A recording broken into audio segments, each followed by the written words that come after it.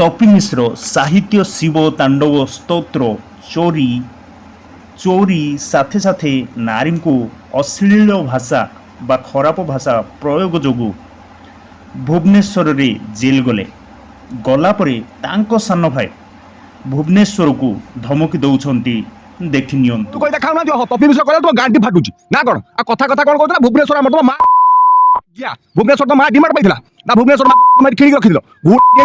02 ମନେ ରଖ ସେକେଣ୍ଡ ତୁମେ ବାଲେଶ୍ୱରିଆ ନମ୍ବର 1 ଆମେ ହେଲା ଆମ ଭାଷା ଶିଖିବ କି ଆଉ ଗୋଟେ ସେ ଗୋଟେ ମାତୃ ସେ କିଏ ଗୋଟେ ଆଇଛି ଗୋଟେ ସାମ୍ବାଦିକ ବାଙ୍ଗୁରୁ ଏଡ଼ିକି ତ ଚାପୁଡ଼ା ମାରି ମୋ ଫଟୋ ତମେ ଜାଣିଛୁ? ମୁଁ ନିରଜ କୁମାର ମିଶ୍ର ସରୋଜ କୁମାର ମିଶ୍ର ଯୋଉ ତପି ମିଶ୍ର ଯାହାକୁ ତୁମେ ଆରେଷ୍ଟ କରିଛ ତା ସାନ ଭାଇ ତୁମେ କହୁଛ କଣ କରିଦବ ତା ଫାଶୀ ଦେଇଦବ ଫାଶୀ କରିଦିଅ କିଛି ନାହିଁ। ତାପରେ ବି ତାର ଆହୁରି 2ଟା ଭାଇ ଅଛନ୍ତି ମୁଁ ଅଛି ମୋର ଆହୁରି ବି ଗୋଟେ ଭାଇ ଅଛି ଏଟା ବାଲେଶ୍ୱର ମାଟି ଆଉ ଏଠି ତୁମେ ଯୋଉ ଦାଦାଗିରି ଦେଖେଇକି କହୁଛ ପାରେଇ ଯିବ ଭୁବନେଶ୍ୱର ତାଙ୍କର ଦେଖେଇବ ଏଠି ବାପା ଦେଖନି ଆଉ ତୁମେ ଭାବନି ଭୁବନେଶ୍ୱର ଆମେ ଉଠା ଚୁଲିଆ ବୋଲି ଏଠି ଆମର ବି କିଛି ଅଛି ଆଉ ତୁମେ ଯୋଉ କଥା କହୁଛ ଆମ ଭୁବନେଶ୍ୱର ଆମେ ବି ଆଜିଠୁ କହିବା ଆରମ୍ଭ କରୁଛୁ ଆମ ବାଲେଶ୍ୱର ଆଉ ଆମ ବାଲେଶ୍ୱରରୁ ଯଦି ଗଣ୍ଡଗୋଳ ସୃଷ୍ଟି ହେଲା